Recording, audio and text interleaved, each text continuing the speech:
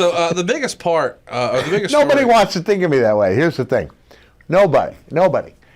And my status in the bear community would probably go down if they found out I was manscaping. well, no, you could. I think they want that to be appropriate. I think they want like a hairy back, which you probably got. I do right? not have a hairy back.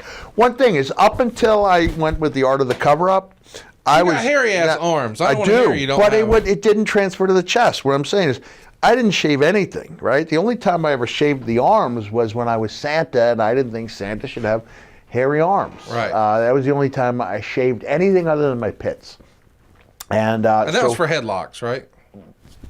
And it was unsightly, you know. It's kind of a little bit unsightly, you know. Pillman was known as the guy who shaved everything but his pits, and that was a personal choice, and I respected that. My case, I wouldn't necessarily. I would snip them with scissors. Yeah. Just trim it down. Just trim it down. Yeah. Since we're talking about all of this, and I can't believe that we're doing that right now, I am curious what is the process for like wrestler etiquette for body hair? I've known it was. I felt like I knew it was armpits. Is there anything else like mouthwash, toothpaste? Like you want to be respectful of your opponent or your partner, depending how you look at it. Yeah. And so you know what I mean. You do. And this comes from a guy who had been known to forget his stuff. We wadded up in a sweaty ball in my bag. I might not air it out. We didn't have Febreze regularly like we do now. You had to do the little thing in the shower with the shower and the rinse and soak. Okay, so when you get back to your hotel room, you take your first gear. thing you should do is clean your gear. And what was the process in a hotel room that doesn't have a washer dryer? Yeah, you would use either the sink or the shower.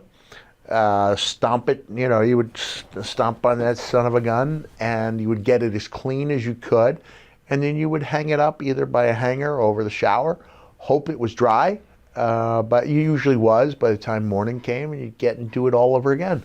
But many a good man has forgotten. You finish your match, you're on the road, boom, you get into that hotel room, it might be 3 or 4 a.m.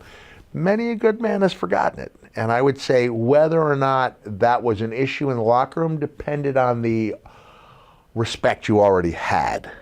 So I definitely forgot a time or two. There have been some big names, and we're talking about guys who wore the tights and the top, because the trunks clearly would dry much quicker. But you wanted to be respectful, and I already talked. I talked about Matt Bourne on Dark Side of the Ring. How Matt took issue with the way I smelled in World Class. And so I tried not to repeat that mistake. You've also told the story once about body hair, where maybe somebody once gave Al Snow a suplex on a house show. We've never told that story on the air here. No. I talked Bob Holly. Bob was going to be my opponent. Now, one thing to remember is my body was crumbling.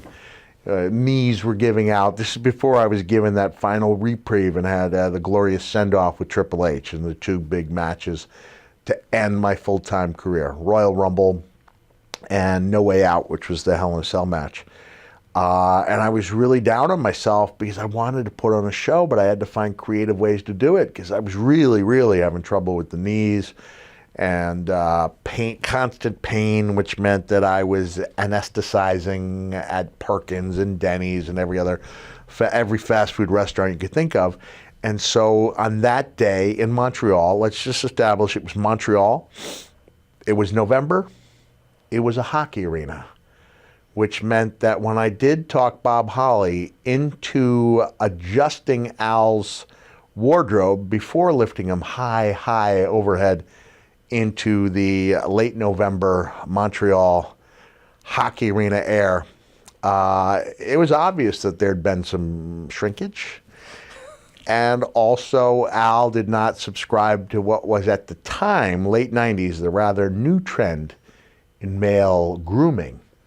And so therefore, Conrad, I saw what appeared to me to be a tiny sparrow's egg peeking out of a nasty vulture's nest.